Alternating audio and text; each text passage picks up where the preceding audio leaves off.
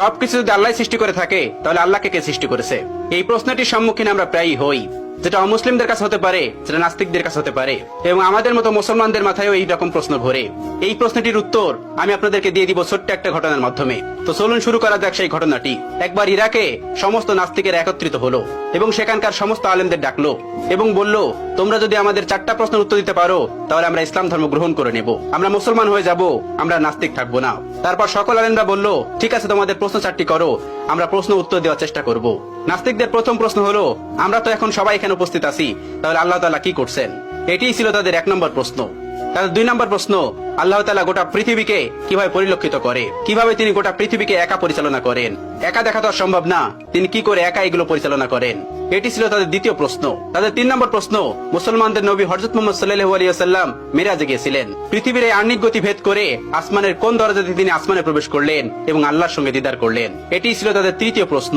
এবং তাদের সর্বশেষ প্রশ্ন, আল্লাহ তাআলার আগে কে, আল্লাহ তাআলাকে কে সৃষ্টি করেছেন? এই ছিল তাদের মোট 4টি প্রশ্ন। সেখানে থাকা সকল আলেমরা উত্তর দেওয়ার চেষ্টা করলো, কিন্তু কেউ সৎ উত্তর দিতে পারলো না, কারণ এই প্রশ্নগুলি খুবই কঠিন প্রশ্ন, যার উত্তর দেওয়া তো সহজ না। তারা কেউ পারল না তাদের উত্তর দিতে। ওই সবস্থল থেকে কিছুটা দূরেই ইমামে আজম আবু হানিফা রাহমাতুল্লাহর বাড়ি ছিলেন। আপনারা অনেকেই জানেন, ইমাম আবু হানিফা রাহমাতুল্লাহ কাপড়ের ব্যবসায়ী ছিলেন। তো শহরের পাশেই তার বাড়ি ছিলেন। তার কানেই খবরটি গেল। তিনি জানতে পারলেন সবস্থলে এই ঘটনাটি ঘটছে। তিনি দ্রুত বাড়ি থেকে বের হয়ে সেই সবস্থলে উপস্থিত হলেন। তার বয়স তখন মাত্র 13 বছর। তখন তিনি 30 পারা কোরআনের হাফেজ। তিনি সেখানে উপস্থিত হলেন এবং তিনি পিছন থেকে বললেন, আমি তোমাদের এই 4টি প্রশ্নের উত্তর দিতে চাই।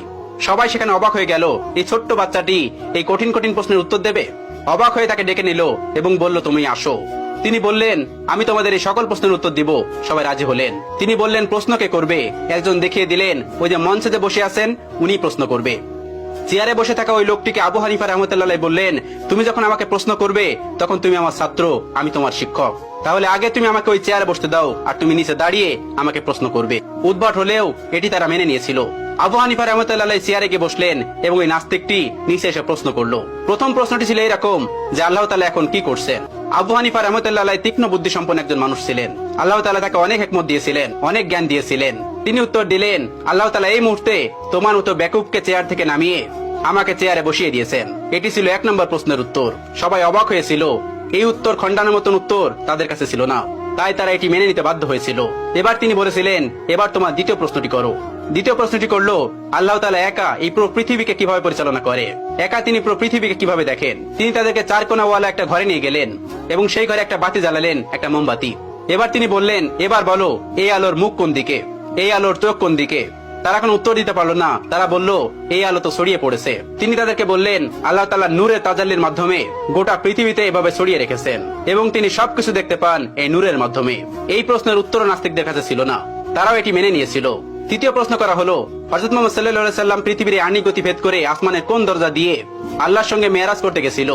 তখন আবু হানিফা রাহমাতুল্লাহ হাতে একটা ডিম নিলেন এবং বললেন, এই ডিমটি থেকে 22 থেকে 23 দিন পরে বাচ্চা ফুটে বের হবে। এবার তোমরা বলো, এই ডিমটির বাচ্চা কোন দিক থেকে বের হবে? তারা বললেন, এটি ঠোঁট দিয়ে ডিম ভেঙে বের হবে। তিনি বললেন, কোন দিক দিয়ে বের হবে? তারা বললেন, এটা আমাদের জানা নেই। এবার ইমাম আবু হানিফা রাহমাতুল্লাহ বললেন, আল্লাহ তাআলা তার বান্দাকে আসমানে নিবেন কোন দরজা দিয়ে নিবেন এটি আল্লাহ তাআলা ভালো জানেন। এটা আল্লাহ তাআলার কাজ, তোমার আমার কাজ না। আসমান তার, আসমানের যে কোনো জায়গা দিয়ে তার নবীকে আসমানে নিতে পারেন। চতুর্থ প্রশ্ন, যেটি সব থেকে গুরুত্বপূর্ণ, আল্লাহ তাআলাকে কে সৃষ্টি করেছেন? আল্লাহ তাআলার আগে কে? ইমাম আবু হানিফা রাহমাতুল্লাহ বললেন, তোমাদের মধ্যে কি এমন কেউ আছেন যিনি অনেক ভালো অঙ্ক করতে পারে? তখন একজন বললেন, হ্যাঁ আমি পারি। তখন তাকে বলল, তুমি 1 থেকে গুনতে শুরু করো। তখন সে গোনা শুরু করলো। 1 2 3 4 5 6 7 8 9 10 10 পর্যন্ত গোনার পর আবু হানিফা রাহমাতুল্লাহ তাকে থামিয়ে দিলেন এবং তাকে বললেন, এবার তুমি উল্টো দিক দিয়ে গোনা শুরু করো। তিনি গোনা শুরু করলো 9 8 7 6 5 4 3 2 1। এরপরে এসে সে আর গুনতে পারলো না। এবার ইমাম আবু হানিফা রাহমাতুল্লাহ তাকে বললেন, তুমি থামলে কেন? আমি তো তোমাকে থামতে বলিনি। তিনি বললেন, এর আগে কিছুই নেই। এবার আবু হানিফা রাহমাতুল্লাহ বললেন, আল্লাহর আগেও কিছু নেই। সামান্য একটা সংখ্যা দিয়ে যদি তার আগে কি আছে তুমি বুঝতে না পারো, তাহলে তুমি সেই মহান সত্তাকে কিভাবে বুঝতে পারবে যে তার আগে কেউ নেই? তোমার মাথায় এই জ্ঞান আল্লাহ তাআলা দেননি। এজন্য তুমি প্রশ্ন করো, আল্লাহ তাআলার আগে কে? আল্লাহ তাআলার আগে কেউ নন। কুল হুয়াল্লাহু আহাদ, আল্লাহুস সামাদ, লাম ইয়ালিদ ওয়া লাম ইউলাদ ওয়া লাম ইয়াকুল লাহু কুফুয়ান আহাদ। তিনি এক এবং একক, তাকে কেউ জন্ম দেননি, তিনিও কাউকে জন্ম দেননি। তিনি শাশ্বত চিরন্তন, তার আগে পরে কেউ নেই। এই ছিল আবু হানিফা রাহমাতুল্লাহ প্রজ্ঞা এবং জ্ঞান, যেটি দিয়ে তিনি পুরো পৃথিবীকে আলোকিত করে রেখেছিলেন তার জ্ঞান দিয়ে। এখনো তার কিতাব, তার দর্শন দিয়ে মানুষ ইসলামকে পরিচর্যা করে। আল্লাহ তাআলা আমাদের সকলকে ইসলামের পথে থাকার তৌফিক দান করুন, ইসলামের পথে চলার তৌফিক দান করুন, ইসলামের বিধানগুলো মানার তৌফিক দান করুন।